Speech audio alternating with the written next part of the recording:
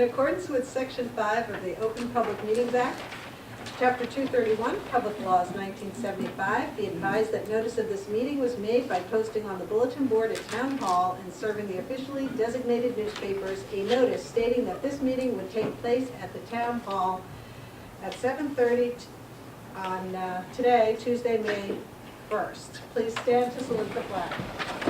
I pledge allegiance to the flag of the United States of America and to the republic for which it stands, one nation, under God, indivisible, with liberty and justice for all. And roll call to the meeting. Yes. Millburn? Here. Ms. Rosenberg? Here. Ms. Stahl-Edwell? Here. Mayor Bertin? I'm here as well. Okay, may I have a motion to approve the agenda? So moved. May I have a second? Second. All those in favor? Aye. Any opposed? Ms. Stahl-Edwell, would you please present the Arbor Day proclamation? Yes. I will read from here. There's nobody here to accept it. Okay. Whereas in 1872, J. Sterling Morton proposed to the Nebraska Board of Agriculture that a special day be set aside for the planting of trees. And whereas trees reduce the erosion of our precious topsoil by wind and water, cut heating and cooling costs, moderate the temperature, clean the air, produce oxygen, and provide habitat for wildlife. And whereas trees are a renewable resource giving us paper, wood for our homes, fuel for our fires, and countless other wood products. And whereas trees in our city increase property values, enhance the economic vitality of business areas, and beautify community. And whereas trees, wherever they are planted, are a source of joy and spiritual renewal. And whereas the Township of Millburn has recognized as a Tree City USA by the National Arbor Day Foundation and desires to continue its tree planting practices. Now, therefore, be it resolved, the Township Committee of the Township of Millburn in the County of Essex, State of New Jersey, do hereby proclaim April 27, 2018 as Arbor Day, and urge all citizens to support efforts to protect our trees and woodlands and support our township's urban forestry program. And I'll just add that I do sit on the Shade Tree Committee with Tom Doty, and due to all the storms and the late arrival of spring, they are a little behind in planting trees, but they will get to all the trees, and they're constantly checking where new trees can be planted, and the motto is the right tree in the right place, and Tom Doty's Shade Tree people are very good at that. So. Thank you. Our county representative is not here. Reports. Does anyone sitting up here have a report? Mr. Holmesy? Only for tonight, Mayor. Ms. Gotti? No report tonight, thank you. Mr. Levy? No report. Ms. Stahl-Edwell? No. Ms. Rosenberg? Yes. Yesterday we had a meeting for the PTOC Safety Committee, and we had a very robust meeting with representatives from every school and our traffic Sergeant Fatal and our police chief Gilfeder and Alex, and people from Trans Options, where we're trying to get grants. So it was very interesting, and there was a lot shared about how to make the routes to school safer. So it's been a really, it's been a work in progress where we've made some moves and made some changes. For example, last year changing the Wyoming Street speed limit, and right now we're working on some other items, and it's been, seems to be very helpful. Big focus was on middle school drop-off procedures and how to try to avoid bottlenecking and things like that. But it was a good example of people from the community trying to interact with us and see what changes we could make. To that effect, somebody sent me an email today that asked me to share about an incident that took place. One of our board members, Marilyn Atlas Burney's husband, apparently was hit by a car, and he's okay. But she asked me if I could read this. She sent it today to Sergeant Fatal and to you, Cheryl, also. It said, I want to advise you of an incident that took place on Thursday, April 26th at 8:28 a.m. at the intersection of Essex Street and Lackawanna Place on the corner of the parking garage. He said, this wasn't reported earlier because everyone is thankfully okay, but my husband was hit by a black CRV on that corner at the above time. It's a one-way street, so drivers come to a rolling stop to make a right when headed towards Essex Street. When making a right, they don't look to see if a pedestrian is approaching. There was another pedestrian who just cleared the car on the crosswalk before the car began rolling. Luckily, my husband was not on his phone and was paying attention, otherwise he would have been hurt, and he rolled on the hood of the vehicle to avoid serious injury. The car drove away, by the way. Didn't stop? Nope. In addition to this incident, no, the car did not stop, and he just knew it was a black CRV, he couldn't get enough. In addition to this incident, 2 days before, on Tuesday, I was driving to an 8 a.m. meeting, was overcome by jaywalkers crossing wherever they wanted to between the parking garage and the train station. This causes another type of danger to pedestrians and drivers. With all the new traffic patterns, distracted drivers and pedestrians, increased traffic due to increased usage of the area, I beg you to have crossing guards or police officers at peak times by the train, 7:15 to 8:45 a.m., 5:15 to 7 p.m. While this isn't the only answer, it's an inexpensive, highly visible fix. It's only a matter of time before a more serious incident occurs. Thank you for taking the time to read this email and give some thought. Marilyn Atlas Bernie. I will share it with the clerk. But it is something that when I met with Alex and Chief Gilfett, and we were talking about crossing guard times and posts, that we discussed that schools don't open till after 7, but I'd like to find out how expensive it is and what budgeting we could to have that extra half hour of some people helping people come to the train, because if we are to continue any construction, part of the future phases of Complete Streets were to address that. But at this point, with no direction yet, we should at least have some temporary something there, and I see no reason why. Well, I'd like to know why, how expensive it would be to have crossing guards come a little bit earlier. Well, it'd be nice to get people to actually cross at the crosswalk too. People, They don't, I know, they just cross Lackawanna willy-nilly. when I cross by Dunkin' Donuts, We're not every doing time it. I have to, even any crosswalk, I have to wave people down. People in our town and everywhere have to slow down at crosswalks, but the train ones is Yeah, but definitely when if people I are come rushing. down Glen into Lackawanna, into town, there's always, I stop halfway down the street and let people cross. Because people cross, if the train is there, people cross. Well, maybe if there was a crossing guard, they can't stop jaywalkers, but maybe that'll encourage people to, the behavior, number one, to cross on the crosswalk, but also to stop the cars. Well, what I learned yesterday, Alex, right, the crosswalk, they can't stop traffic, they can only, They can only stop traffic, they can't direct. they can't direct traffic, crossing guards. But Okay.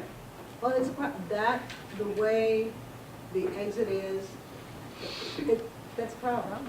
That parking deck is wrong. But we shouldn't have to wait for someone to get really hurt. True, true. But there have been no fatalities there. How many years have parking deck been open? I mean, this is- 10? No, oh, 5 or 6? Five. Yeah, that's So right. we have to wait. 6 years, there are no fatalities, and the historical averages probably show that with the amount of pedestrian traffic that the deck draws at those times, it's probably, I'm not a historian on these things, but if there's only a handful of incidents over 6 years given that traffic, I don't know that warrants, this one incident warrants crossing guards. These are all adults crossing, coupled with the fact that most people arrive at that deck or any parking lot just in time to make the their train. Right. So if you had, and I understand you can try to modify behavior, it'll never happen on a train like this. If you have a crossing guard and you have 20 people looking to get across because they're about to miss a train, that crossing guard is going to be overwhelmed. I don't know about how the utility of this would work in I practice. agree with you, but I think that's, But looking for a solution for safety, that was this whole push for the town. Right, it is the pedestrians' fault, they're running last minute, they will not give themselves that extra 5 minutes in the morning. And the key is, we've been talking about, is the placement of that parking deck. It all goes Right, back to exactly. why it's there, But right? there's two different things, like you said. If people are going to jaywalk wherever they are, that's not something that is going to be hard to do. But in terms of forcing cars to actually stop, this guy was at a crosswalk and a car didn't stop. So if we're not going to have crossing guards help at crosswalks, at least like we have at, now we have at Whittingham, is it Whittingham? By the beacons you need? at least if we have something where you push the button to cross and at least it flashes, so it's say, hey dummy, slow down to the No, cars or it's just- something. At least, can you at least say, yes, I'll look into this? Yes. Didn't we have that We'll in look at Vogue? it. Yes, we're going to look into it. Okay, thank Okay. you. All right. Any other reports? That's it. Ms. Linderberg? No, just that, were you going to discuss our new intern, mention it, or? Go ahead. Well, we have, the town hall has now hired a high school student. We now have an intern working in-house. She's been selected from a slate of candidates where there's a very impressive roster of individuals and skill sets. And she will be assisting us through now and through the summer, and hopefully continue during the school year next year with our community outreach, our public relations, our marketing, and our social media. So very excited to have her on board. Thank you. Mayor Shaheen, somebody asked me if I could promote something that's going on appropriately for the town. It's called Run for Rain, RAINN, 5K on May 6th from 10:30 to 12 at the Paddleboat Waterfront at the South Mountain Reservation. 3 Millburn High School students are organizing this race to create awareness and funds for survivors of sexual assault. There'll be henna, yoga, and a DJ. It's a fun family run. So May 6th by the Paddleboat. Thanks.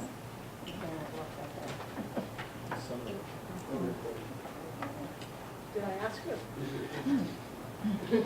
Okay. How about you, Mr. McDonald, or any reports?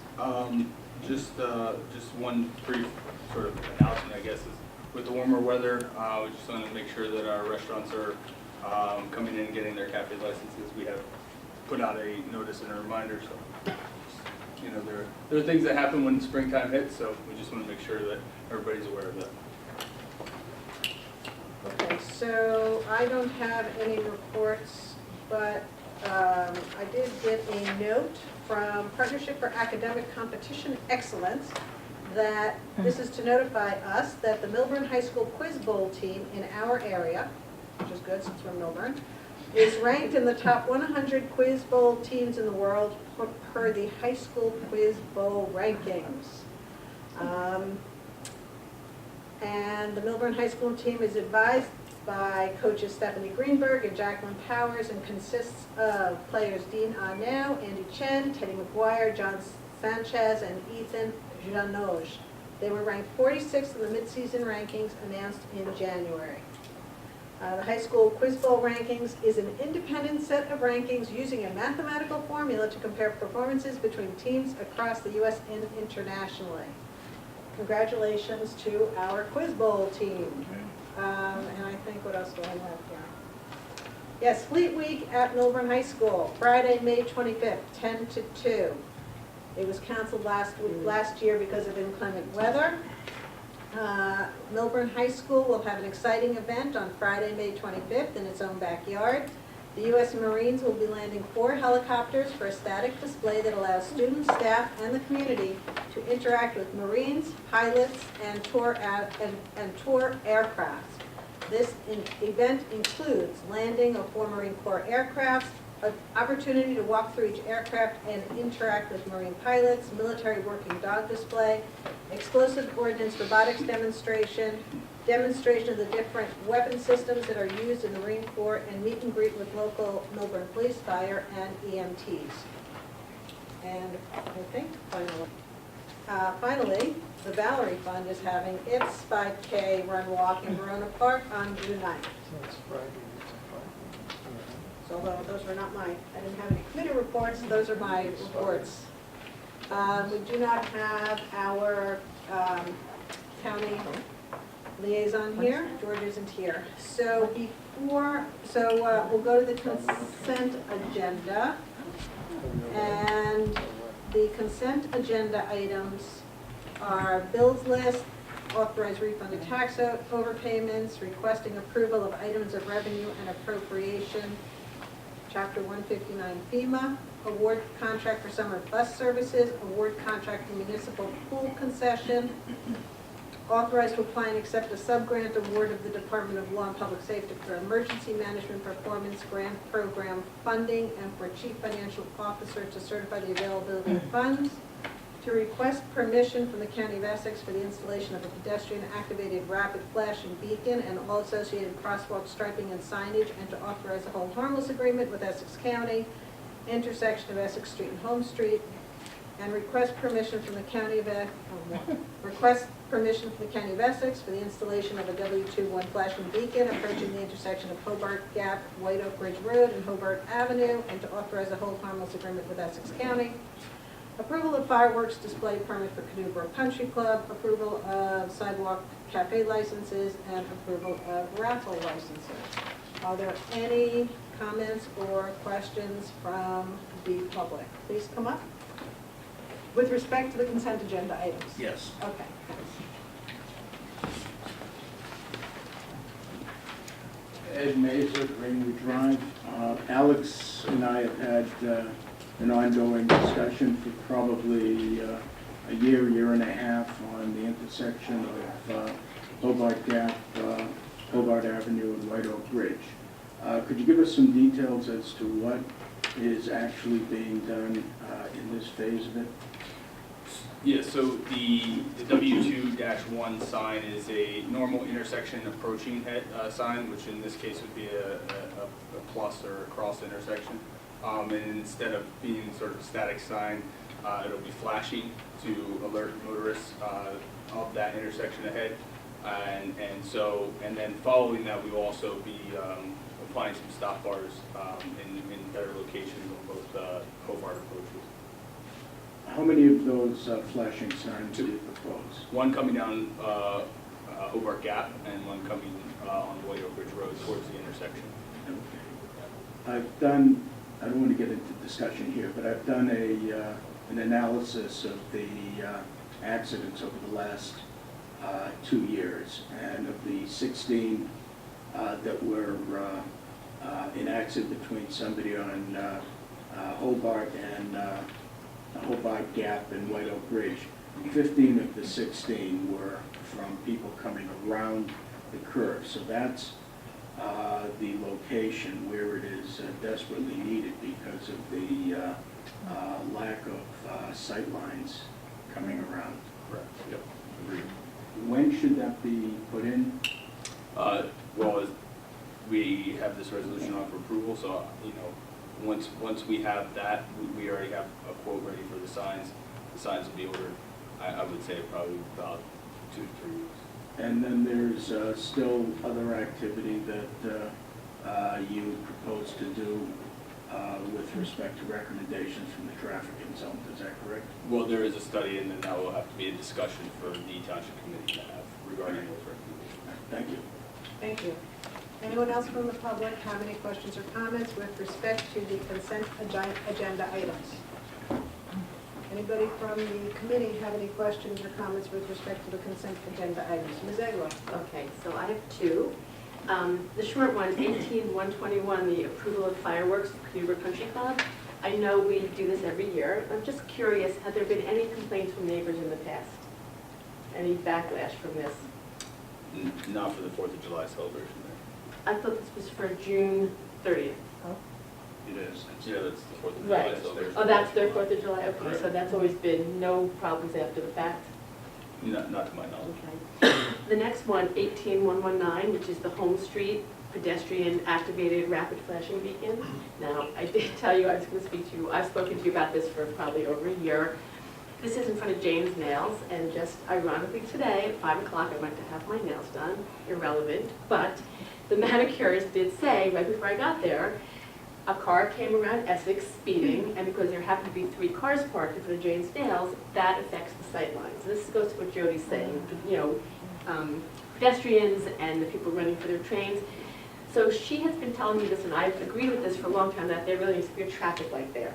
And I know you said this is the first step, putting a pedestrian activated beacon there, but I will request again that we possibly discuss having a traffic study there by Mazer, who's on contract with us, and seriously doing a study of what's happening there with the speeding of cars.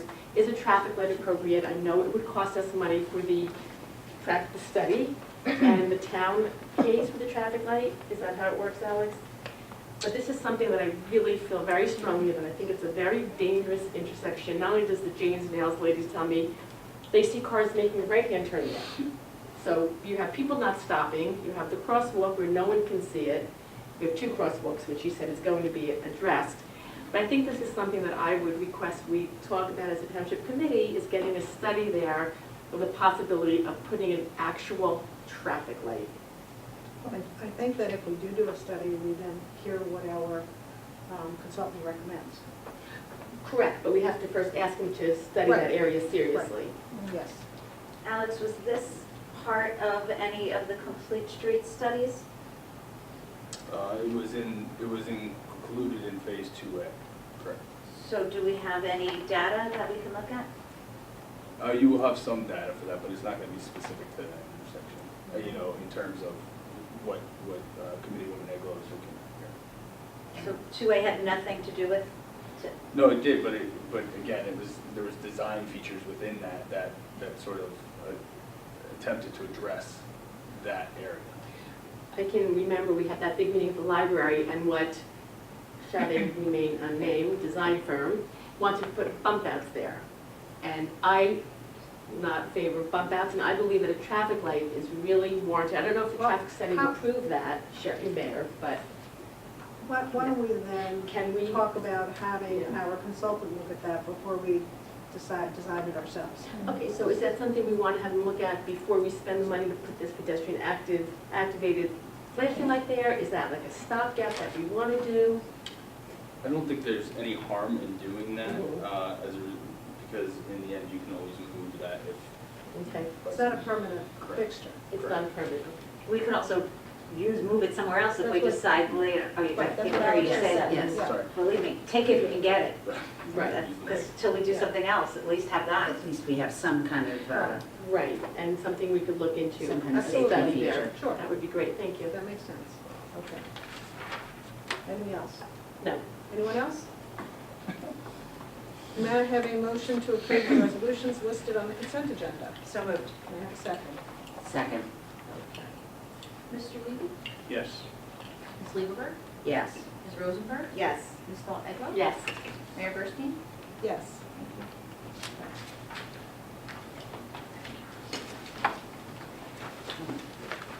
Before we get to the next resolution, I would like to make a motion to appoint Mary Escobar to the Zoning Board of Adjustment as alternate number 1 with the unexpired term with the expiration date of 12/31/2018.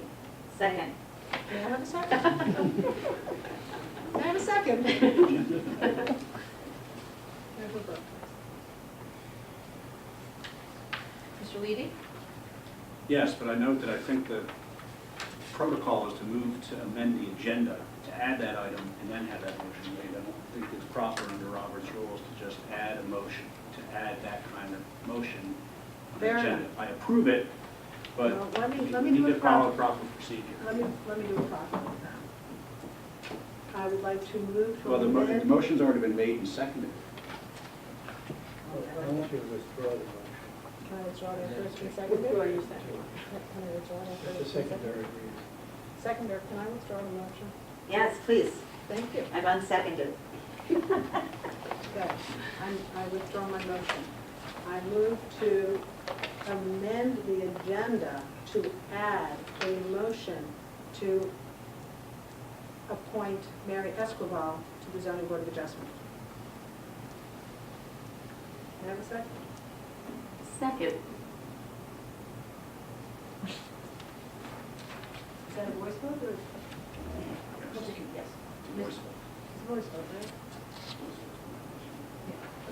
right? All those in favor?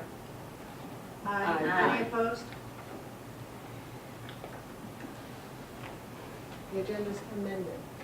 I would like to make a motion to appoint Mary Escobar to the Zoning Board of Adjustment as alternate number 1 with the unexpired term with an expiration of 12/31/2018.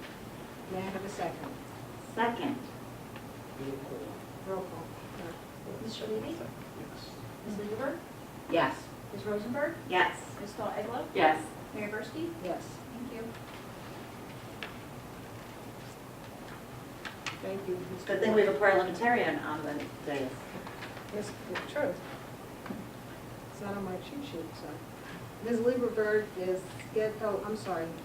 We have one more resolution. Any comments or questions pertaining to Resolution 18-124, to award professional service agreement, engineering services for police department HVAC upgrades. Beck Engineering, BT Inc.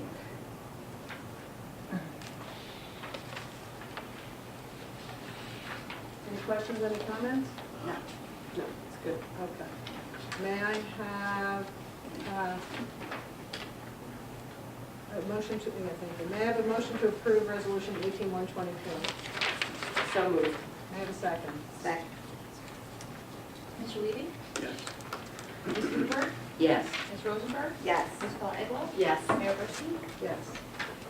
Ms. Lieberberg, you are going to sponsor ordinance 2502-18? Yes. I'd like to present an ordinance entitled Ordinance Number 25-18. And this is an ordinance amending and supplementing Chapter 7 Traffic, Section 7-11.1. Parking time limited on certain streets of the revised general ordinance of the Township of Millburn. This ordinance revision is to establish designated areas where vehicles can park for 15 minutes or less and allow for enforcement of same. Whereas the Traffic Bureau of the Millburn Township Police Department has recommended the installation of 8 potential locations for 15-minute parking spaces to encourage grab-and-go business and quick turnover of parking in the commercial area. Whereas the Township Committee has considered the recommendation and desires to implement the same. Be it ordained by the Township Committee of the Township of Millburn and the County of Essex and the State of New Jersey as follows. Section 1, Chapter 7, Traffic Section 7-11.1, parking time limited on certain streets is hereby amended to include the following designated 15-minute parking locations. Essex Street, south, 15 minutes all day between Lackawanna Place and Main Street, up to 2 parking spaces deemed appropriate by the township. Millburn Avenue, both sides, 15 minutes all day between Town Hall Plaza and Main Street, up to 2 parking spaces deemed appropriate by the township. Millburn Avenue, both sides, 15 minutes all day between Main Street and Lackawanna Place, up to 2 parking spaces deemed appropriate by the township. Millburn Avenue, both sides, 15 minutes all day between Short Hills Avenue and Morris Turnpike, up to 2 parking spaces deemed appropriate by the township. Appropriate signage will be installed to indicate specific locations for 15-minute parking within a parking stall in accordance with the above stated guidelines. The provisions of this ordinance are severable, and the invalidity of any phrase, clause, or part of this ordinance shall not affect the validity or effectiveness of the remainder of the ordinance. This ordinance shall take place after final passage and publication as provided by law. Alex, do you have anything else you want to add to this? No, I think that covered it. May I have a second? Second. Member Hope? Just note the public hearing is scheduled for June 5th, 2018.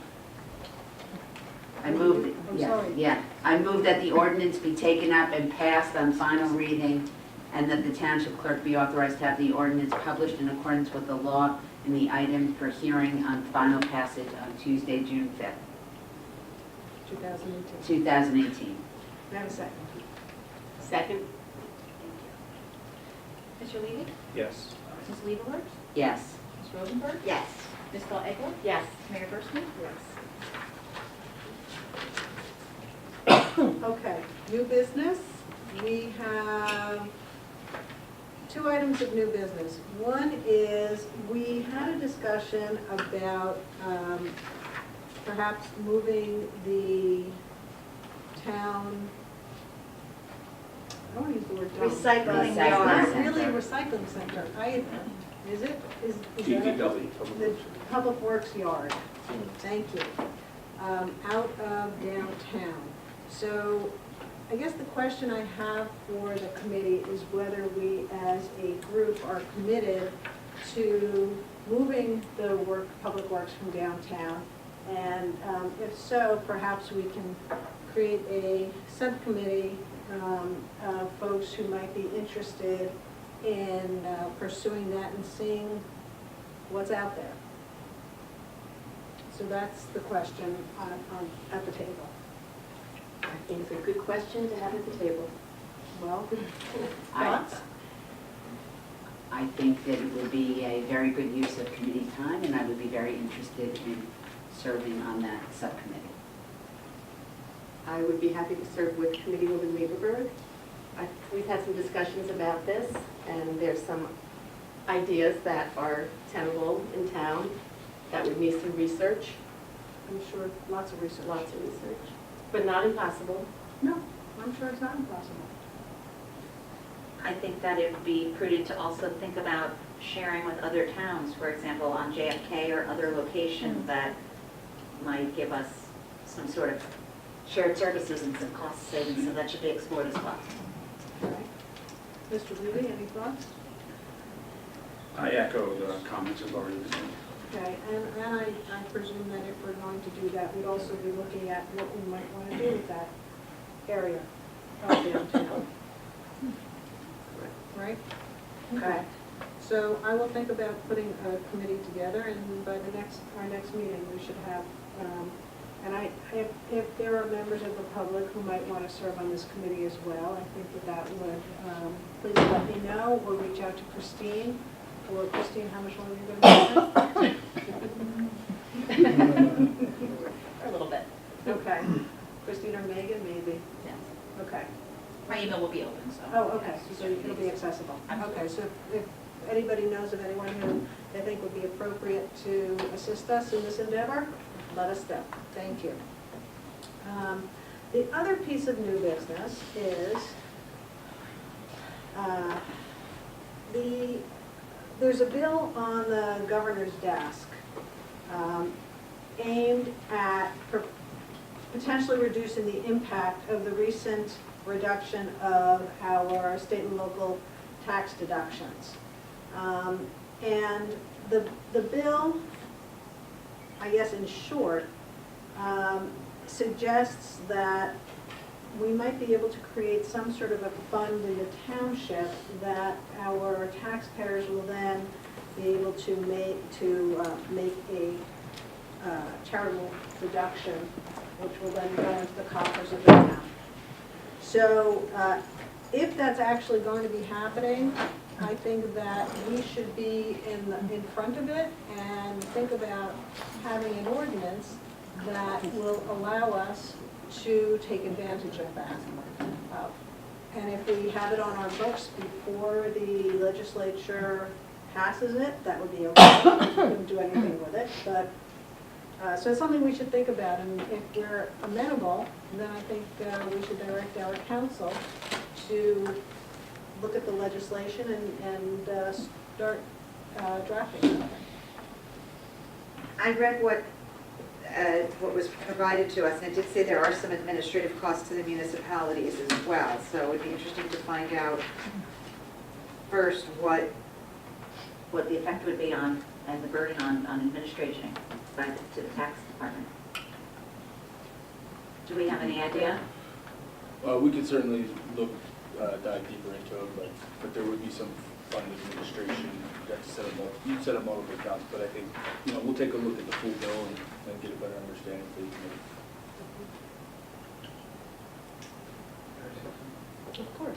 I'll do what the committee would like to have done. I think that's worth making a couple points. First, I think this legislation is so convoluted and complex that I would expect the DCA will issue a form of ordinance for consideration by municipalities so that you need not, initiate this from the ground up. And secondly, I think from the materials that I've looked at, including an opinion of the chief counsel at the IRS, they are taking a very dim look at this kind of legislation in several states. As a matter of fact, the Secretary of Treasury has made remarks that they're not going to buy this at all because, on the theory, under the council's opinion, but it's not truly a gift, that there's a quid pro quo, an economic benefit realized equal to the gift that is purportedly being made to the municipality. So I'll do what you want to do. If you want to launch into this and have me start carving away at it, I will.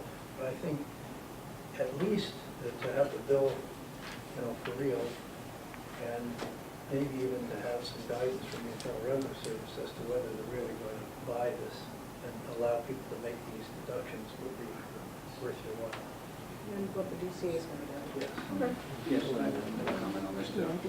Following up on what Kit's comments are, both the IRS and the Treasury Department have already spoken about disallowing these kinds of things. And if we are a party to this and encouraging or providing access to residents to make this funding with the expectation that it acts as a tax benefit to them, then we're a party to something that may be disallowed by the IRS. So I would be very hesitant about the Township Committee getting involved in something that does not have Treasury approval. I'm not sure I agree with you, but I hear you. I think that people can make their own decisions as to what they do, whether or not, they ultimately do it. But I think we clearly need to look into it a little further. But what are you going to have, a disclaimer saying, well, you can donate to this fund with a huge disclaimer saying you're doing it on your own? Or they can donate directly, or they can pay their taxes directly. I don't know the answers to those yet, and I think it's probably a little premature. Well, you have to, I think one way to handle it would be to trigger the effectiveness of it upon the IRS ruling in its favor. I agree, if people get the idea and they believe that this is reality and we better start making contributions to the township, that would be potentially not in the public interest, that people would get an unrealistic expectation. So that whatever you do, you could condition it upon future events, recognizing that it may, in fact, well be disallowed by the IRS. Something to think about. Okay. Any other new business? Old business? I have an item of old business, and it'll be brief. Oh, should I bring it up under old business? Old business. Okay, so I have brought up in the past, I believe at 2 meetings, about the idea of having strict leash laws in Taylor Park. That's, yeah, is this okay? I wanted to do what was on the agenda. Oh, well, that would be quicker. Okay. Can't hear. I can't hear, okay, so I brought up twice before about the ideas of changing the leash laws in Taylor Park. And clearly there was not buy-in from the Parks and Recreation Department, but there seems to be a lot of interest from residents that I'm hearing from and having conversations about. I was not in town for the fair last weekend, but from what I heard from a few people, it was a dog show. There was just dogs everywhere, behaving properly, socializing. It was like really a lot of fun. Everyone loved seeing people's dogs. So talking to a few people, I was thinking maybe we could put this together as a trial period, like a 3-month period to see if this works.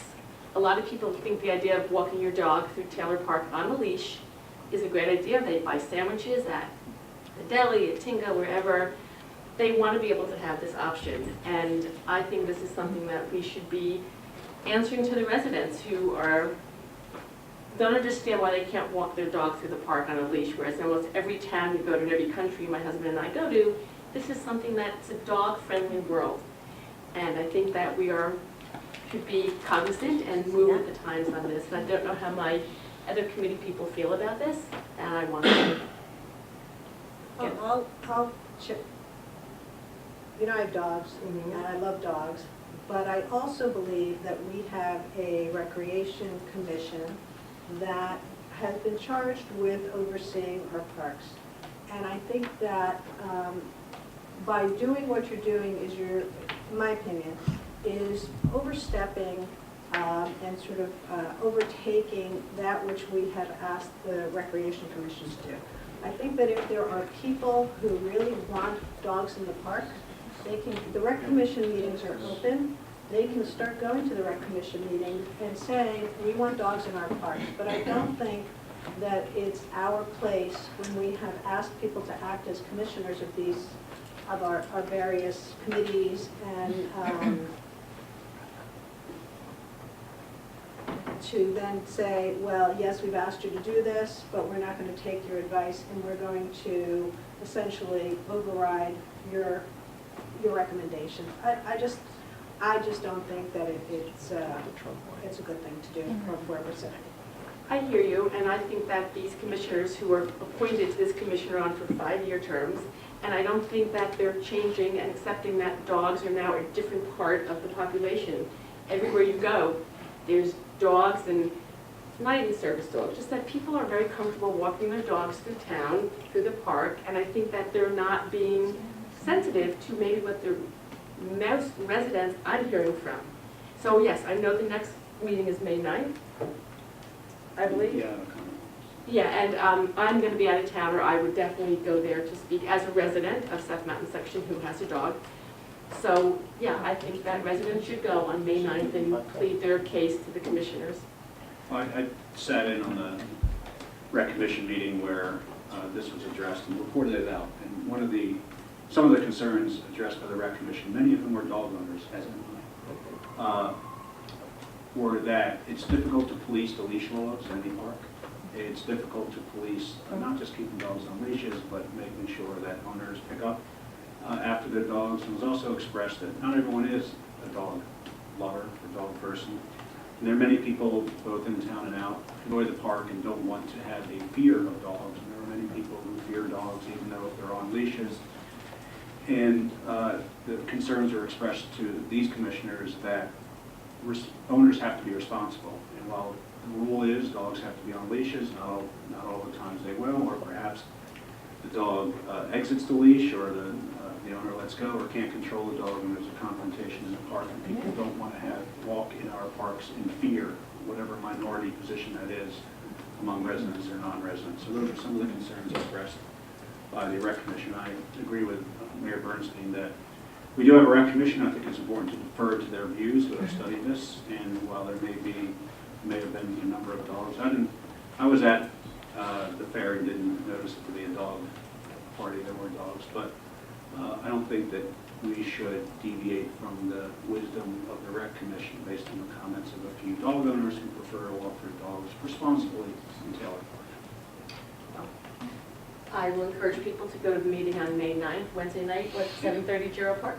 No, at Bauer Center this time. Oh, good thing we discussed this, Bauer Center. We do 2 a year at the Bauer Center, and this is one. But people will come to the Bauer Center without their dogs that night. Okay, thanks. Thanks for letting me discuss it. Thank you. Okay, and the other item of old business is opposition to proposed Pilgrim Oil Pipeline Project, Municipal Pipeline Group. I believe we have someone here who wants to say a few words.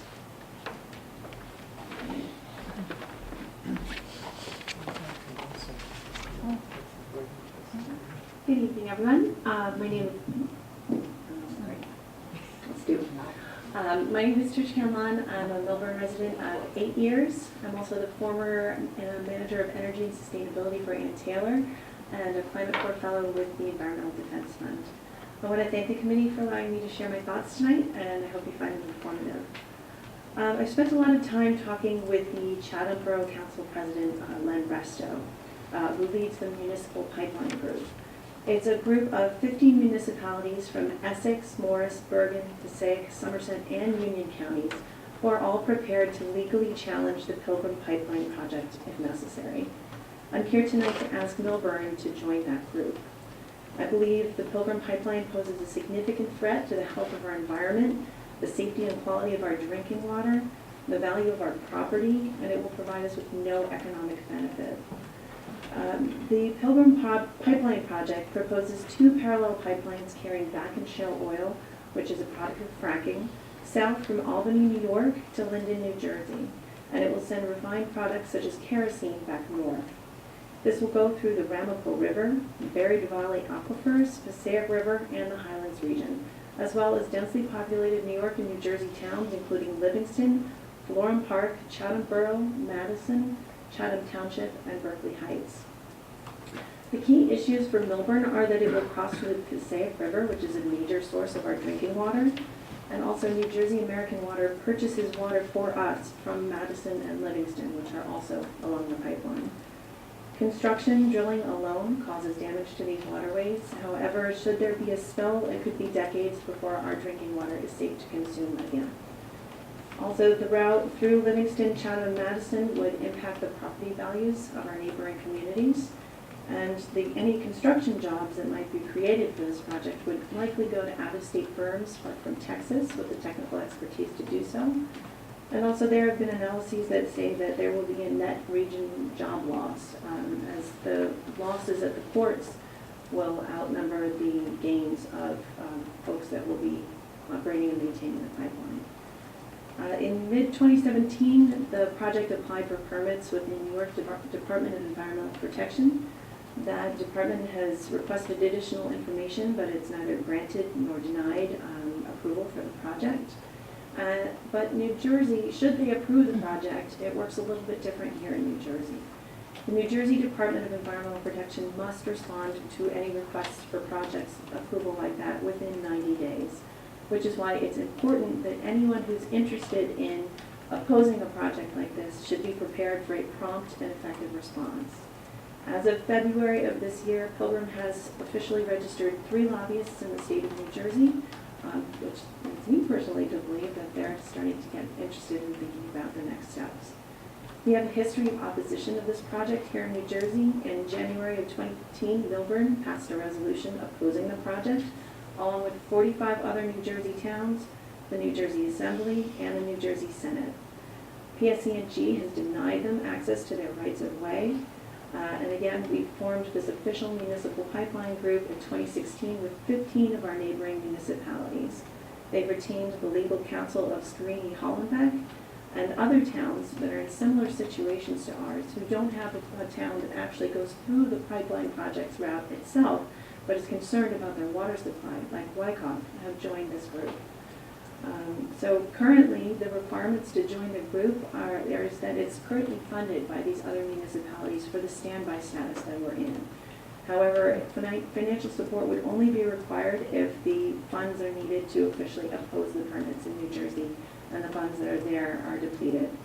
Past financial commitment has only been $350 a month per municipality, which would be lowered if we were to join that group. And it's also got a very low current administrative requirement as well. So in summary, I respectfully request that the committee consider passing a resolution that would authorize Millburn to join the municipal pipeline group, as it would be a significant threat to the health of our environment, safety and quality of our drinking water, the value of our property, and would provide us with no economic benefit. Thank you very much for your time, and I appreciate your attention. Thank you.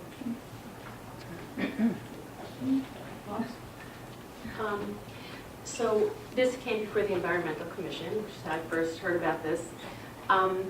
If we were to sign the resolution to join the next stage, not just against it, but to join this legal group, right now they're not asking for funds because they're fully funded and haven't used any of the money. Correct. So it'd be possibly looking for a financial commitment at a future date, if this even needs to be, because if it doesn't pass the New York Department of Environment, it's not The DEP. Yes. yeah, then it doesn't even come to Jersey and the whole thing just dies. Correct. New York at this moment is our best defense, and they are doing a wonderful job, and we sincerely hope that they're successful. However, in the event that they are not, I would really, as a resident, I would really appreciate it if Millburn would raise its hand and say, we want to be a part of the opposition. So hopefully, I'm asking you to sign a paper that doesn't cost us anything or have us do anything. But it does say that we're prepared to join the fight if it's required. I think with the 50th anniversary of Earth Day, it's pretty timely. I think so too. And also recently, we just have these new energy bills coming from the state legislature. They're pretty focused on renewable energy and supporting our nuclear plants and other initiatives that lead me to believe that our state is kind of heading in a different direction, and that pipelines are not really the way we need to be going right now. Kit, do you have any legal reason why we shouldn't be joining? Well, 2 thoughts come to my mind. I wonder whether we know what is the attitude of our New Jersey Department of Environmental Protection with respect to the issuance of permits for this project? Have they given any indication? So I'm sorry, I don't have any relationships there, so I don't know. However, it's, like I said earlier, we do only have 90 days to find out. So, The other, I was just wondering if Skorensky and Hollenbeck has produced any kind of a budget that it would require to, well, I guess first engage in permit proceedings at the DEP, then theoretically go to the Office of Administrative Law. I mean, it's not going to be an easy lift. Have they advised you as to what kind of resources would need to be applied to that effort? The only reason I ask this is so that the committee can assess what they might be called upon to do. absolutely. So there is a formalized retainer agreement that we would be asked to sign, and I can provide you a copy of that if you'd like to review it and make sure you're comfortable with it. Yeah, of course. Right. Okay. So right now, currently, I'm sorry, they're each municipality is giving $350 per month. They had been. They did it for Okay. up to 2 years Right. until it became the point where it was a hurry up and wait moment, where things are going in New York and there's nothing for the lawyers to do at this moment. So they said, let's stop collecting funds because we don't know if we'll need them or not. And so it's really just, it's a fund that's waiting. I believe, I'm not entirely sure, but I believe the funds will actually be returned to the municipalities if it's eventually decided that it's not needed. And if we move forward, will the municipalities joining have to ante up what everyone else has done so far? No, we're not required to catch up or anything like that. It's just, we're joining to say that should additional funds be required, that's something we can address. Okay. The request is that we join these other groups that are opposing this, should there an opposition gain standing, should we need to do it, correct? Correct. But other than a symbolic opposition, what does the opposition actually do? What's the utility of it? T's the effectiveness of it? I mean, we So stand the up, effectiveness of joining the group? no, of Millburn saying we oppose this, but other than announcing that Millburn as a municipality opposes the pipeline, should it enter New Jersey, what does that do to the, if anything, what does that do to the actual promoters of the pipeline? So What does it accomplish other than making an announcement of opposition? Well, so there's two things. So the first thing is, we have already officially in 2015, we shouted into the void, so to speak. We had an official resolution that said we oppose this project. So that is making a formal statement that we are not in favor of this project. However, joining the pipeline group means that should there be funds required to fund an attorney, should there be litigation in the permitting process, then we are supporting that. Okay, so the that's what I'm difference- getting at. So What the you're real- getting at is the we real are opposition supporting here funds. is we want to contribute funds to bring lawsuits to stop the pipeline. Correct, So yes. this is more than just a symbolic Absolutely. Yeah, opposition. we've already made our symbolic. So you dip your toe into the symbolism of opposition, With a check. and then the rest of the toes get dipped in with checks. Correct. Okay. Yes. So I think it's important for the public to know, to the extent the public has comments on this, what is really being asked. Right. So just to be very clear, it's to join the group, which means should there be legal action that needs to be brought against the project, and specifically to fight their approval or their application for permits with the New Jersey Department of Environmental Protection, we would be asked to provide funds to pay the lawyers that would be actually doing that on our behalf. The reason this group exists is so that we can ensure all of the municipalities that are working together that our interests are being represented at a collective level and we can respond in an effective amount of time. As sure as you know, if we waited for each individual town to have their own individual response, it wouldn't be coordinated, it would be expensive, it just wouldn't make sense. So this is something that we as a town want to protect, when, and frankly, in my opinion, as a resident, the viability of our town depends on the viability of our drinking water. If this is something that's important to us and that we want to protect, I think it's worth it to say that if we need to protect it, we'd be willing to contribute, but it's frankly, in my opinion, not a whole lot of money, to be honest. Well, not a whole lot of money perhaps now, Mhm.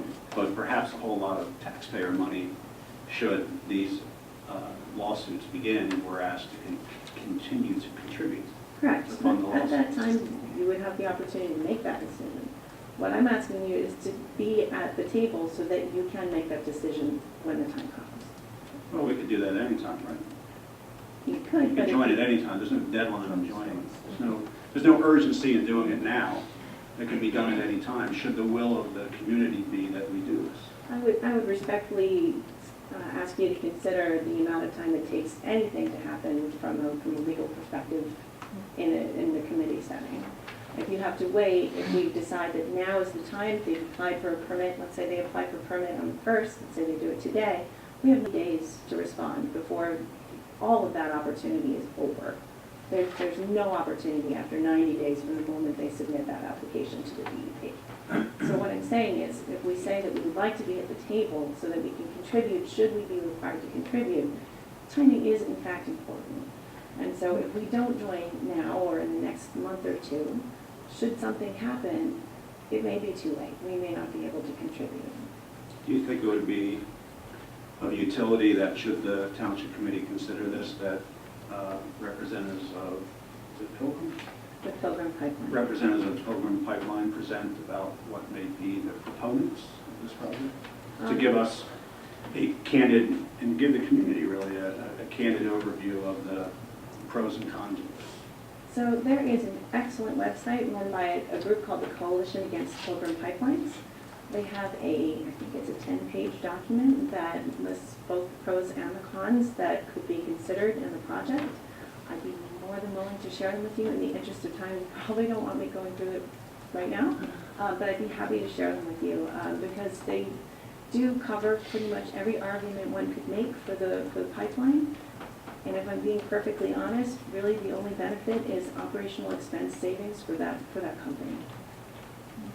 And the attorney, John, he said he would come make a presentation at no cost to Millburn and talk to us about what the legal ramifications would be. And we could set that up if the committee members are interested in hearing the next phase. Yes.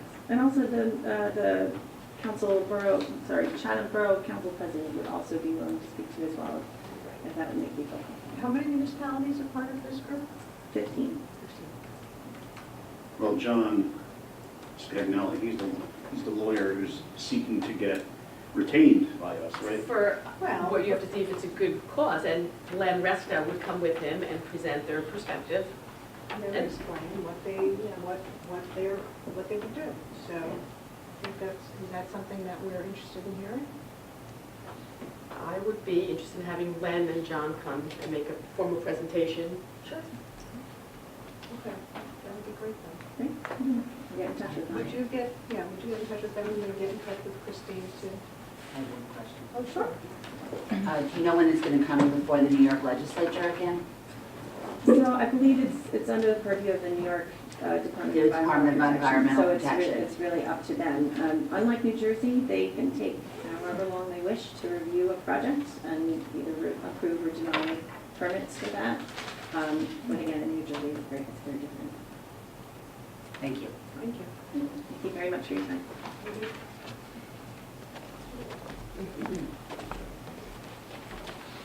Apparently we're taking a moment.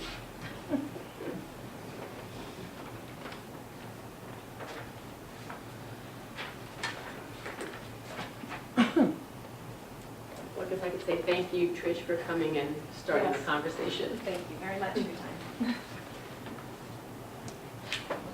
Okay. Time has come for public discussion. When you're invited to speak, please come up to the lectern. Clearly state your name and address, speak into the podium microphone so your comments can be understood by all and properly recorded. Whenever an audience or committee member reads from a prepared statement, please give or email a copy to our township clerk, Christine Gotti, at cgotti@millburntwp.org to help facilitate an orderly meeting. Well, we don't have so many people here tonight, so I'm going to ask you to try to keep your comments limited to not too long. How's that? I'll just cut you off with a pass if it goes on and on. Okay, so anybody would like to make any comments tonight? Madam?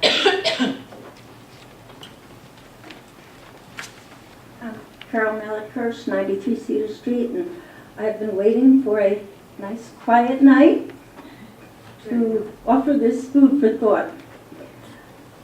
I believe that the involvement of political parties in our local government elections serve no positive purpose. I believe an individual's personal choices, especially at the local level, should ideally reflect their evaluation of the person themselves without regard to political party. Just as the decisions of the members of the Township Committee should be dictated by the issues and not political affiliation. However, because our culture in general has become increasingly politically polarized, in the interest of ensuring that our Township Committee seats the best people for the right reasons and does not inadvertently discard valuable and experienced members as a result of line voting, I would like to suggest that we consider removing political affiliation from our Township Council election process. While researching the partisan versus nonpartisan form of local government, I found an article written by a Flemington councilman who quoted New York Mayor LaGuardia, who suggested that there is no Democrat or Republican way to pick up trash or fix potholes or answer a police call or a fire call or revitalize Main Street or fix a water leak or a sewer. I totally agree. A committee member's perceived or expected loyalty to a political party can be detrimental to local governance. Fortunately, in our local government in recent years, we have seen many examples of bipartisanship, which I, for one, greatly appreciate. In my more than a decade-long regular attendance of Township Committee meetings, however, I have observed that this is by no means always the case. At least 86 municipalities in New Jersey currently hold nonpartisan local government elections. Up until 2010, state law required that nonpartisan local government elections be held in May. As of January 2011, however, state law allowed those elections to be held in November in conjunction with state and federal elections. More than 75% of these nonpartisan municipalities have since changed their election to coincide with the general elections in November. Town council candidates, just like school board candidates, would be listed on a separate line and without a political affiliation. I would like to suggest to our committee that they consider appointing a commission to explore this issue and the possibility of a future referendum to be put on a ballot. As the Flemington councilman noted, there are many other municipalities in New Jersey that have extraordinarily effective governance without the burden that party politics can and frequently does play in local elections. Without party involvement, we would likely have more open-minded citizen participation and potentially a greater number of candidates interested in serving. While a voter-approved change would not be effective in time for this year's election, and a change to nonpartisan government would not immediately end awareness of political party affiliations, I believe a change to bipartisan local government could be a very positive step for the future of Millburn. Thank you. Thank you. This is the Food for thought, people. There's one issue, if I may, with your proposal. You can't then limit the number of candidates. So you could have 30 people sign up, and they'd be all on the line, which would be drawn randomly, much like it is on the school board. Right, that's why I would suggest the they're all- commission to look into it, and I know communities that do have, and they have ways of handling it. So There's that's, the ways of handling it, or you can't exclude anyone who gets, A petition signed. yeah, that's a petition plus something else. It's why a is that a petition problem? plus. I'm not saying that it isn't, Oh. but I'm just saying you well, I buy think there are a lot of yourself, considerations. multiple candidates. So Not bias, not the operative word here, though. I use a different. We should have so word. much I've interest. Never asked to Yeah. comment on this. So true. Anyone else would like to make, Mr. Kirsch? Phil Kirsch, 93 Cedar Street. One thing to Mr. Levy's comment, I think that if they had, we should just hope we had 30 candidates or something, right? Or let's say at least that kind of interest. I mean, I would say that probably wouldn't be a problem, but I'd welcome greater interest. I mean, as Kirsch pointed out, that could be a byproduct. But what I really wanted to address was the information that was given about the opposition to the proposed Pilgrim Pipeline project. And I would say that I can't think of a better investment that Millburn Township could make. And the reason I say that is because I think some of you probably followed, like many of us have in the papers, there are two major pipeline projects proposed through New Jersey. There's a big question as to whether they're even necessary for supplies. That's one thing. As far as the upside of it, I mean, somebody can say if there's some kind of upside for us as residents in the state, but and I would say even if there were upsides, even if there was a big financial commitment, I would say the time has come with the damage that our township has seen and our state, our country, the world with climate change. This is not the time to encourage more use of fossil fuels. I think one of the biggest things is that the best pipeline in the world, if it posed no threat, would still encourage fracking, encourage the use of fossil fuels, which I think is foolish. We have to get away from that. And there are some people who don't believe in climate change, but it's a fact. So, I mean, I think that's the biggest single reason. We are in no position. The worst thing we can do is to encourage the use of fossil fuels at this point, so don't lose sight of that. If this was the greatest pipeline in the world. The other part of this, I think, that's pretty obvious to me is I'm sure if you had someone come in from Pilgrim, they would tell you about how their safety measures and just like with with oil drilling in the ocean, how they're sure there's such a small probability of something happening. The problem is, if that thing happens, if our aquifers get infected by oil, I mean, it's our drinking water. And we talk about the future for our children. We talk about caring about children, caring about the environment. We talk about the environment in this town. They're all good things. We should stand behind that. We should mean that. We shouldn't put our water supply at risk, which I guess is probably the most precious thing to us. Another point that's obvious to me as a non-expert is that the speaker mentioned the areas the pipeline's going through. These are protected areas. How can we even consider that we can send pipelines through protected areas, our watersheds? There's a reason that they are protected. And lastly, I would say this. These pipelines would be on their way already if it weren't for the private citizens who refused to give right-of-ways, if it weren't for the opposition the companies sought to the towns who were already committed to this.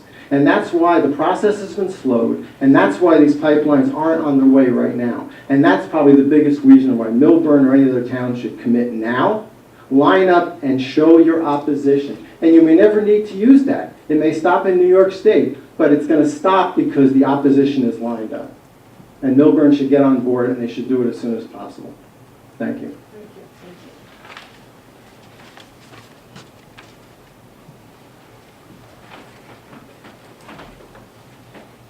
you. Anyone else?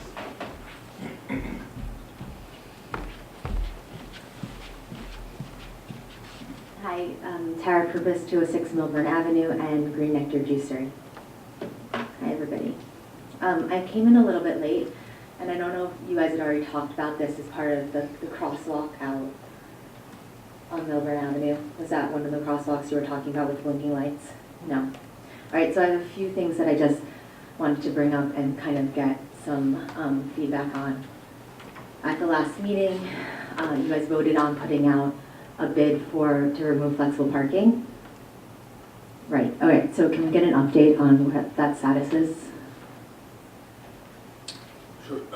We went out for a proposal for engineering services, which was received yesterday. So we're going through those more. The engineering services. Correct. The person who's going to draw up the specification. And did you ask Kit the question that I had about if it's possible to get public input on the specs before they go out? That's not really the way that process goes. So that's not part of the process, that's not a possibility? Correct. Okay, so no one's going to come and talk to any of the residents or any of the merchants or anybody in the public and say, what has been your experience with the flexible parking for the past year and a half? Correct. This committee, at our last meeting, made a decision to send out to bid or to remove flexible parking. I think, Terry, the specs that Alex is referring to are quantities, like very specific construction documents, not... So the pay stations, are the pay stations staying? Yeah, this, I believe, we just decided on removing the concrete, flexible, raised parking, putting a traditional curb back, and asphalt, and striping the parking spots. Okay, and the planters where the bollards were taking out, are those staying? That's not part of this bid specification. We're just getting bids on how much this is going to cost, and then we, to the extent it's approved, then we get into more of those details. I don't believe that's true, On what? what you just said. What part of it?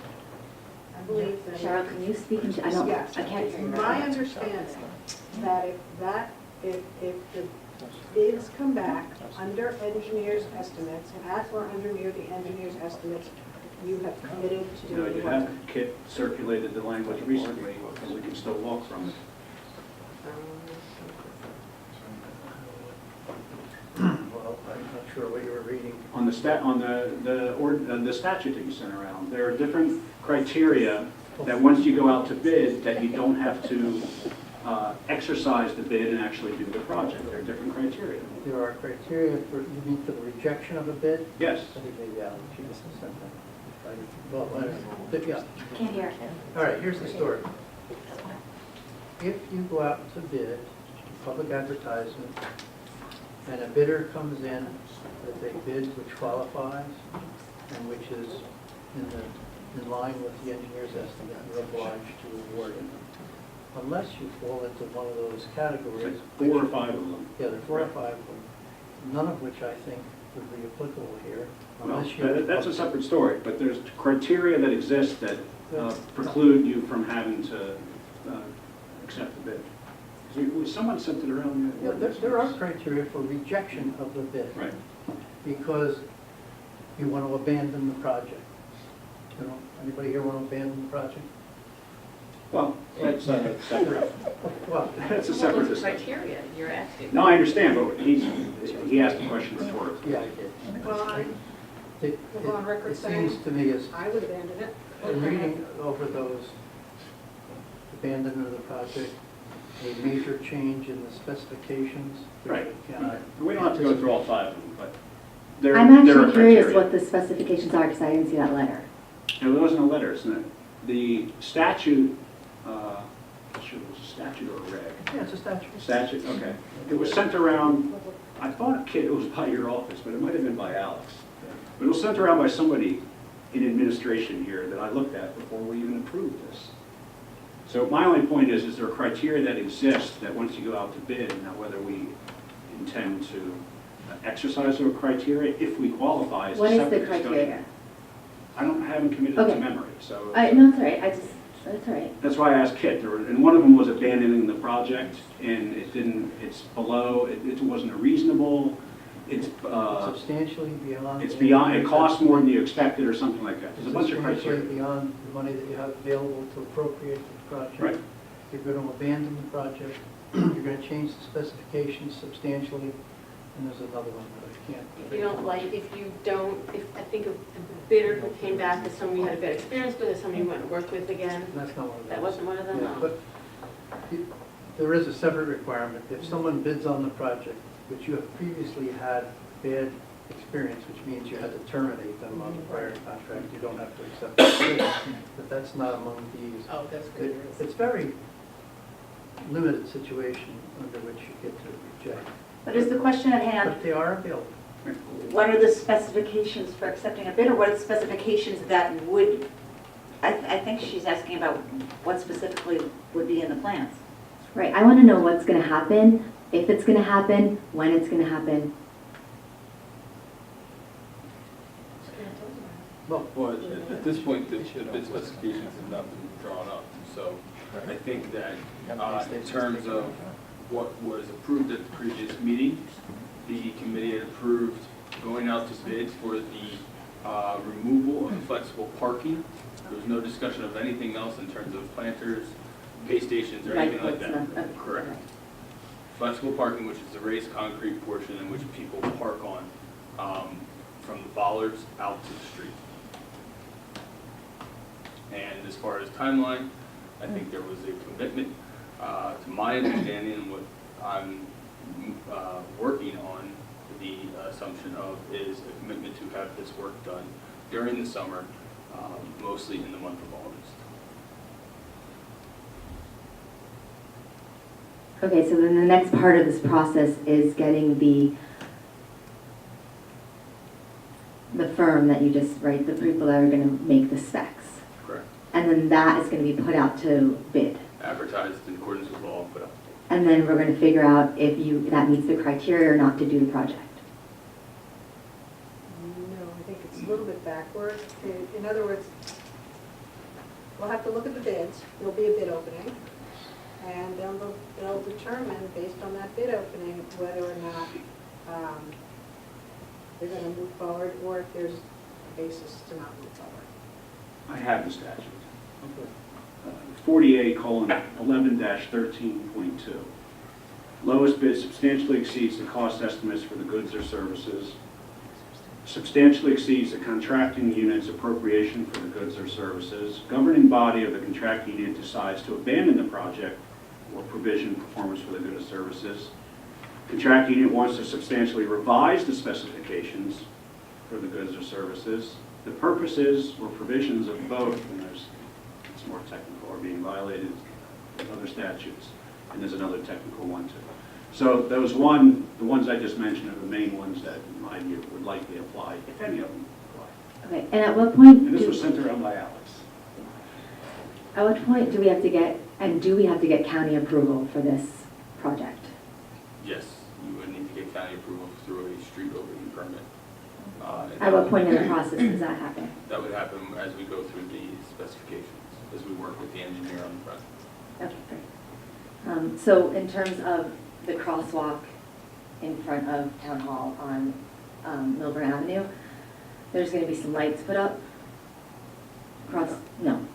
Is anybody looking at that crosswalk? Which one? The one in front of Haagen-Dazs to Dunkin' Donuts? Is anybody looking at that? Dunkin' Donuts to Mhm. Haagen-Dazs. Wait. Yeah, I believe we did have the Mazer look at that. Okay. And the initial, what he had come back with was that the crosswalk was fine where it was. It was suitable. I mean, they're. Can I talk to Mazer? Well, look. I mean, maybe we can Mazer come down to, for real, the street. I would like to have a conversation. Is that possible? I mean, that would be up to the township committee if they want to continue investigating or evaluating. I mean, I'm at that crosswalk every day, all Can day. you show us the report, and then we could take it further, if you could share it with all of us? I will do that. Okay. Yep. And then we'll have more information to go on. Awesome. And is the left-hand turn from Millburn Avenue onto Essex That's under review. review? Okay. Do you have a timeline on that? And Soon. soon, awesome.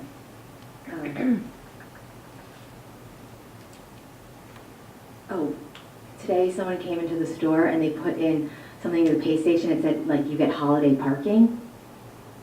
So I'm not sure what that was, but Okay. you might want to look into it. Thanks. Yeah. All right, thank you. Made it. On holiday.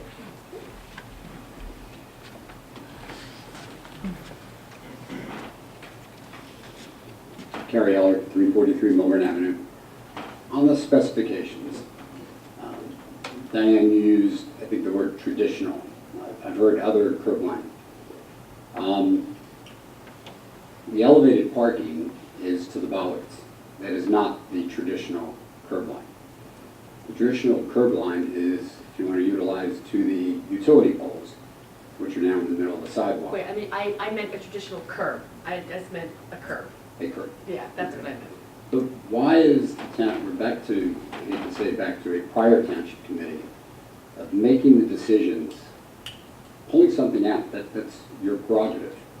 But as part of the due diligence process, to do something that wasn't done originally, to include, whether Tara referencing about the crosswalk, and she's not the only one who can speak to that, but whether myself and scores of other people have experiences with the sidewalk, including the trees that were removed, because certain merchants didn't want trees.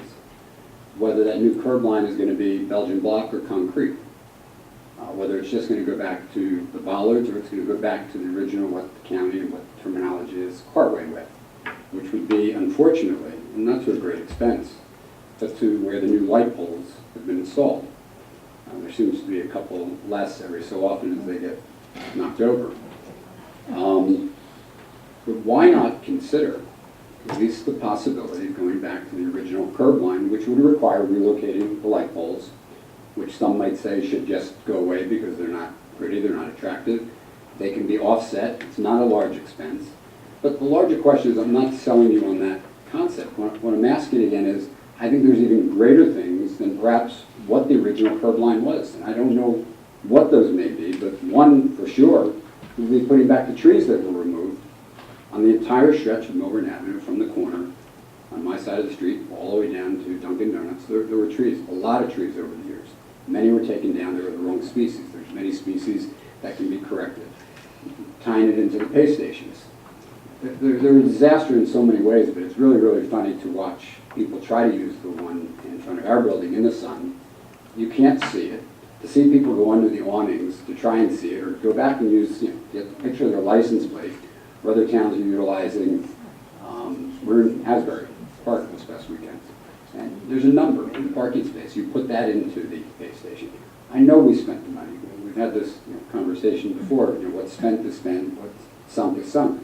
But again, I'm going back to the question of why are we not being included?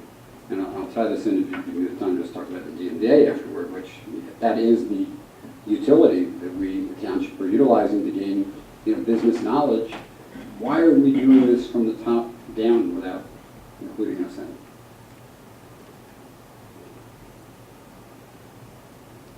I don't know why we're doing it at all, so I can't answer that question. Well, I'll share my view on it. My view is that if we make the decision to remove the flex parking, which may be likely, and I read the reasons why it could not happen, assume that doesn't take place. And my view is just to revisit it because what it is we're doing, because what we end up doing in phase one has to match what, if anything, we do in phase two, A, B, et cetera. So we need a holistic plan. We need, I don't want to call it a master plan, but we need a holistic plan, which I think warrants stakeholder involvement. So, which is why that we, in my view, take this step, decide, are we going to do this? Now, the numbers may come back that Alex gets on the cost of removing flex parking, and we have to visit whether we want to do it. Assuming that we do, I agree with you, I think it's the point you're making, is that we need a holistic view involving stakeholders. So I'll share my view on that I would agree to the extent that's the point you're making. It's even larger than that, going to the holistic and phase two, phase three, or just reinventing the downtown, which may include the recycling yard, putting something back into bring-back storage, which was always the intent, whether a left turn is reconsidered at Main Street, Essex Street. If that's done, and we may or may not, and whether the curb lines will change or won't change, that's a larger point. But going back to traffic, and I think we all know, is increasing throughout the residential areas of the town, and it's going to increase substantially. If you don't know it already, and I'm sure Alex does, I can't even on White Oak Ridge Road some mornings to get out of my street to get to through 24. The traffic that's coming through from east-west and north-south, the amount of residential that's being built. And the point that I'm making on this is, Millburn Avenue once upon a time, and I'm not proposing this by any means, but it was two-way. For those who've been around for a long time, I was this side back when it was two-way. If we want to eliminate transient parking, traffic, there was a traffic study long before all of you were here, long before you were here, long before, that we actually surveyed every car coming from Morris Avenue, stopped. It wasn't every car, it was every 2 or every 3 cars, to see. We wanted to find out who was stopping and who was passing through the town. I can tell you, myself, among others, were going through the downtown now to bypass the 2478 merge and speeding through the town, tapping within our own town, avoiding 24 people coming through. Point larger is the holistic, and I won't keep this longer than, is whether the original width, and I don't think we're going to go wider ever than the original width, because the roads and streets have been like this for, going back to the mills, the trains, the rivers, 150 to 200 years, which is my objection, removing the left-hand turns. They're there for a reason. But we should look at whether it's two-way. Hey, I'm not a fan of reverse angle parking. But the possibility, could there be angled parking on one side of Millburn Avenue and no parking on the other side, similar to Spring Lake, which I was also at this weekend? The larger point is, the point that you're making is, if we just remove it back to the ball site, which is where the bollards are, that's several feet shorter. As we know, Millburn Avenue is 3 lanes at the intersection to about the movie theater. You know, you can look at the old original drawings and see where. But once we make that commitment, going back to where Tara's store is, the sidewalk is only 1.5 feet wider.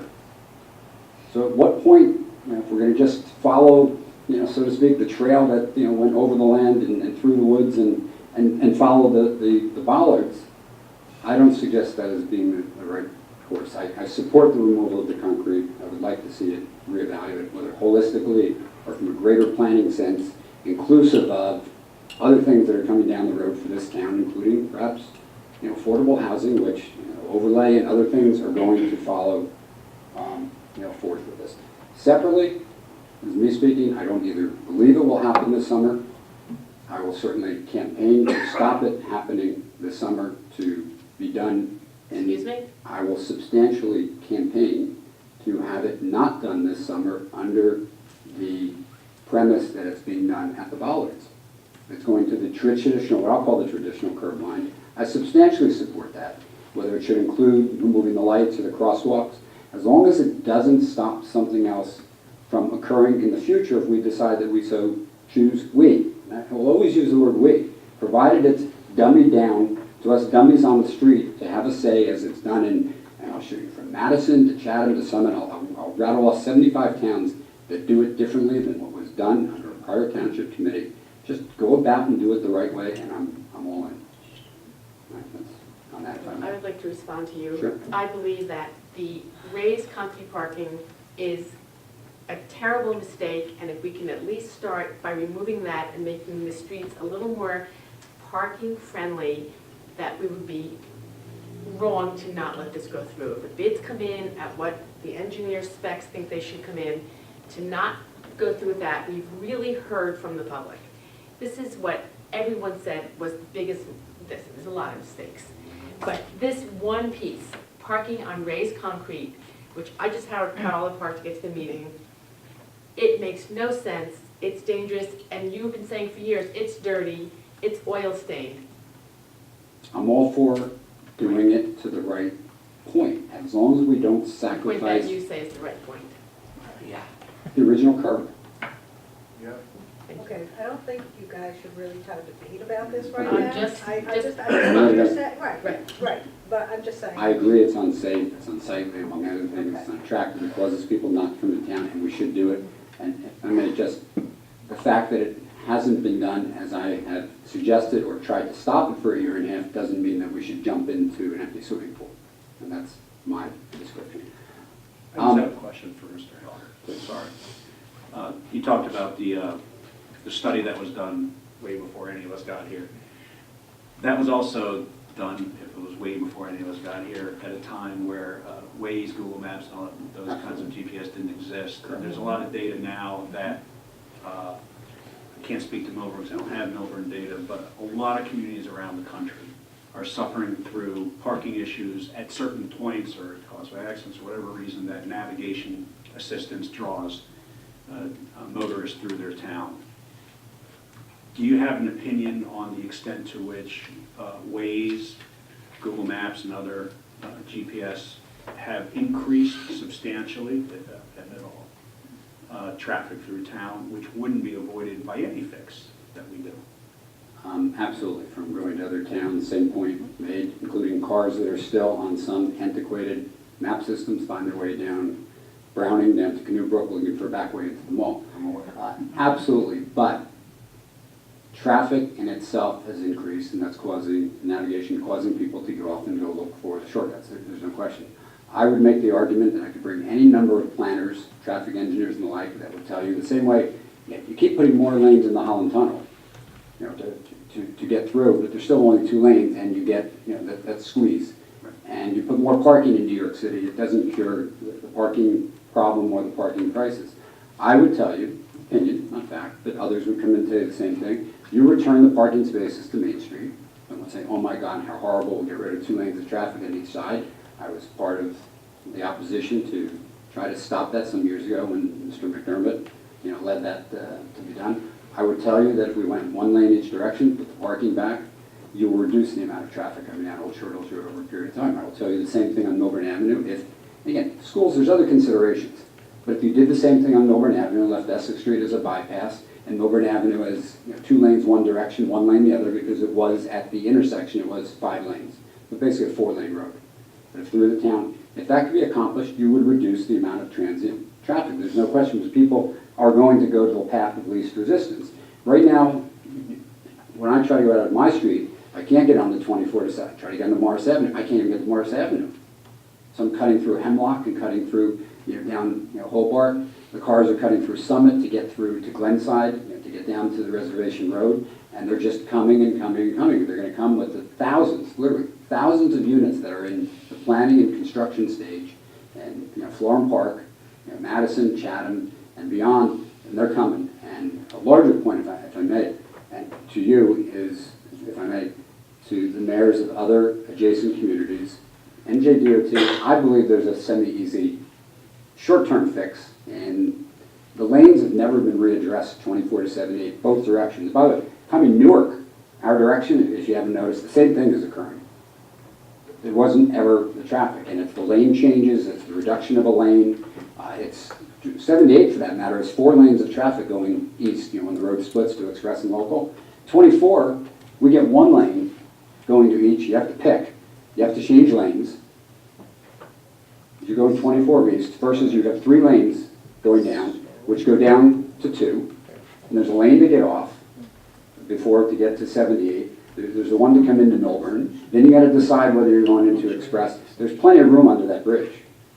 What part of the whole problem is, though, in 10 years, we're going to have self-driving cars and more people using Uber. So we're talking about, basically, what are we going to do with our roads over the next 10 years? Keep them on the highways as best as we can until that time. And I think, Mayor, if I may, you with other Summit, I think primarily to whatever communications that you may have, or Alex with other administrators, I think there's a tremendous place and a time to meet with NJDOT. I mean, the traffic causes pollution. We get into all those other sorts of things that, accidents. And by the way, one accident just, which day, Parkway, 1 accident tied up, everything 280, everything is.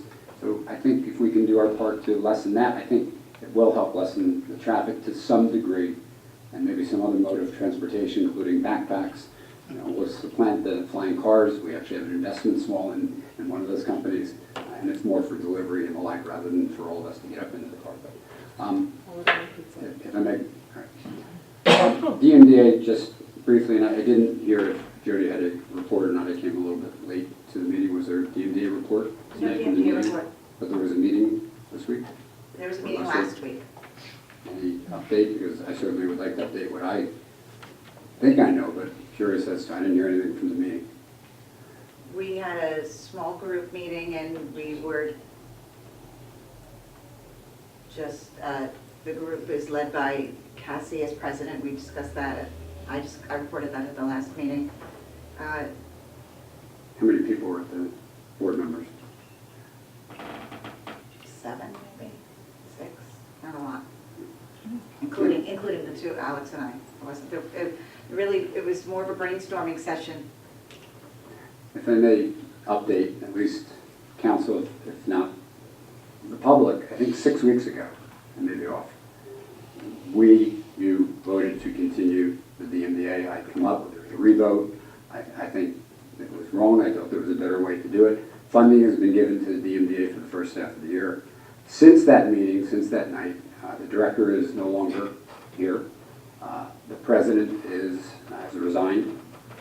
The former president has also resigned. The current president has resigned? Tara? Not Tara, not Cassie? No, She's the current president. The former. Really sorry, I'm Tara. sorry, I the do that all former. the time. Same.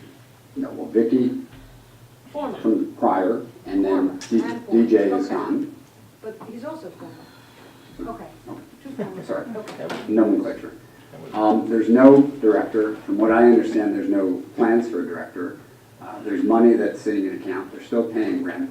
I support a DMDA, and I've put it out there in any number of ways to Jody among others, to fund and to do something through the first half of the year. I would just like to caution before you voted on it, but before funds are released for the second half of the year, which would be another $100,000, we should get an update from the DMDA. I would rather see those monies put it into an account, earn interest, rather than to give a board that really doesn't exist. There are 3 people, from what I understand, who are active on the board.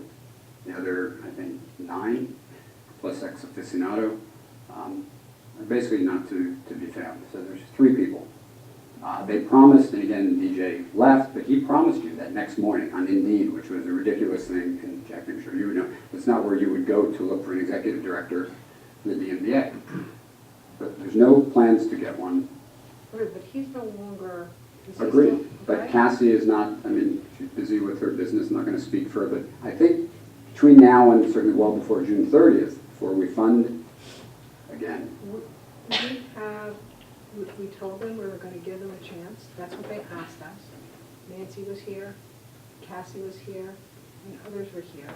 And we said, and they said, if it's not going to work, we'll be the ones who come and tell you. But not next September, it has to happen before then, it's not Yeah, working. of course Those it people has that to told you are happen. all gone. I Nancy's not understand. involved. She's not coming to board meetings, she's not involved. I don't know that, but all I can say is, we told them we're going to give them a chance, so let's give them a chance. I know that they had an event, I believe in your building, right? That was it. It wasn't there Nothing at there the to do end? there. They're planning the The farmer's market is, we have a planning meeting on Thursday, June 5th. Will be the first farmer's market. The time frame has changed. It will now be from 2 to 7. David Sorkin is going to be running lead, to the best of my knowledge, on a marketing campaign. One of the 3 people. Yes, so there are some things in the works. I don't want to speak before the meeting. Pardon me? So I think, I agree with Cheryl. Just stay tuned. We're doing our best. I'm not criticizing, I'm suggesting come June 30th before we fund. There still has not been an audit. Now that they have the money, there's no 15 audit, there's no 16 audit, there's no 17 I audit. can't The explanation speak to was, Go ahead. the explanation prior, they didn't have the money to do it, but now they have the money to do it. That was a bad explanation before, and it's a, They have new leadership. Let's let that leadership do what they need to do. Let's give them a little bit of a chance. for what Should time also frame? note that they have a meeting on May 8th in the Bauer Center at 6 p.m., so that would be a good opportunity to address them as well. Aware, but to what time frame would the council think? I'm hoping it would not be till December 31st. September 15th, they Well, I have to presume come. they're going to come with some, we're going to hear hopefully within the month, what's going on and what they've got planned. I would have hoped tonight we would have heard some update from the board meeting last week, which didn't occur. Again, we have to give them a chance. Doesn't mean there shouldn't be a report. I, as a taxpayer, and people in my building, while you may not pay the tax, there are people that are concerned about the tax, and people who think that I may be in the know a little bit of what's going on, including property owners, who are asking me. I have no idea. I can tell you with regard to the bylaws, there's really no effort being done other than downloading Washington, D.C. bylaws from another place that has nothing to do with Millburn. All these months later from October. Now you're going to get me irate. Since October, we've talked about this. There's been no update or review or look at, including at a DMDA meeting, including here at this council any number of times. The bylaws have not even been looked at. Okay. There's an illegal and a wrong election. I'd ask you to, Okay. You know what? There may have been an illegal and wrong election. There may not have been an illegal and wrong. I understand your position. I think you need to take it up now with the current leadership of the DMDA. There's no one there to take it up with. Well, then there won't be a DMDA. Cassie doesn't return calls, Well, emails, okay. and texts as if Well, she's busy. I'm sure she is. We're all busy. I understand. We are all busy. You said that to me going back in October. It's the same thing to me to take it up with, and we tried, Okay. and nothing got done. And now there was a whole flip of the DMDA. Nobody left. Well, look, you know what? Maybe at the end of the day, there won't be a DMDA. Maybe that will be the decision towards the end of this year. We'll make that decision maybe in September, that there won't be a DMDA because there's nobody doing anything they need to be doing. So maybe we shouldn't have a DMDA. That's what I'm hearing from you. And you know what? That may be our decision. I think there But should be a yelling- DMDA. but- I'm not okay. suggesting there shouldn't be, I'm Well, suggesting then this DMDA why- shouldn't be. Well, then, in September, and then when they start getting their ballots, you should be on that ballot. You and whoever else you believe will work hard for the DMDA, get on the ballot. Be on the ballot, work for the DMDA. Cheryl, Mayor, the board makes its own nominations. You That's what's can- wrong with the bylaws. No, you can't get on to the board. The board doesn't want you on the board. Mr. Hollow, there are open positions on the board. Again, I don't think this is the right forum. right forum for this. But The form but if is, there's an I- open, you know what? Why don't you tell them you're interested? I'll bet you they'll be happy to have you. You're actually wrong. But Can I ask a can't believe question? I, I'm so really wrong. Thank you all for laughing. no comment. The bylaws clearly call for a yearly audit, it has to be submitted. And I was under the impression that there were audits that we received. But Mr. Heller's suggesting that there have been no audits. That is, of everything you're saying, is the most troubling to me, that there hasn't been an it's audit. in your ordinance, our ordinance as well. Yes, but I understood when I was reviewing whether my vote would be cast to approve the budget, that the audits had been submitted. Is that not true? It's my understanding, and I'll follow up and get the answer, but it's my understanding that one of the prior officers, Harry Roth, might have written a check to pay the accountant so that we could get the audit. I don't know the process, whether the president has received, but it wasn't reported at the last meeting. Well, I would agree that we need an audit. Sure. I would also like to sort of just interject that the DMDA did have a 15 and a 16 audit. It was up for approval at a previous meeting at the Bauer Community Center, at which point a question was asked, and There wasn't an audit. It wasn't It was qualified It was not as certified. absolutely not an audit. Okay, It's well, a that's- draft. well, those two documents were in front of the board, so you're saying those documents are not audits? I They believe were that's- financial statements, they're accounting statements, that's not an audit.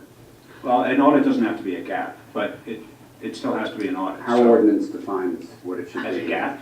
No, no, our ordinance. No, GAAP, you know what I mean by that, right? Yes, Okay. our ordinance requires a document, something other than a bookkeeper or an accountant putting together income and expense. That's not what, Okay, so my understanding then, I guess, was partially right, that there was a 15 and 16 audit, but it didn't meet our ordinance, so that's what I'm hearing. I file a tax return every year, that's not an audit. That's all that I'm aware of was. what an audit is. I understand, but that's Okay, all that was let's done. not, can we not have this debate, people? Okay, we hear what you're saying about June that. 30th, I certainly would like, Let's For find that out where date. the audit is. Let's make sure that you're the. I am the liaison. I will find out about the audit and report at the next meeting, but I'm not sure that legally, since we funded it for the year, that we have this ability to decide June 30th to not give them the rest of the money. So as much as that's a suggestion that Right. you wanted, we're not legally able to accept it, like it or not. well, I disagree, but we can talk about that another time. Thank you. Thank you. Come on up, Mr. Major. I will be brief. I guess that's a relative term, right?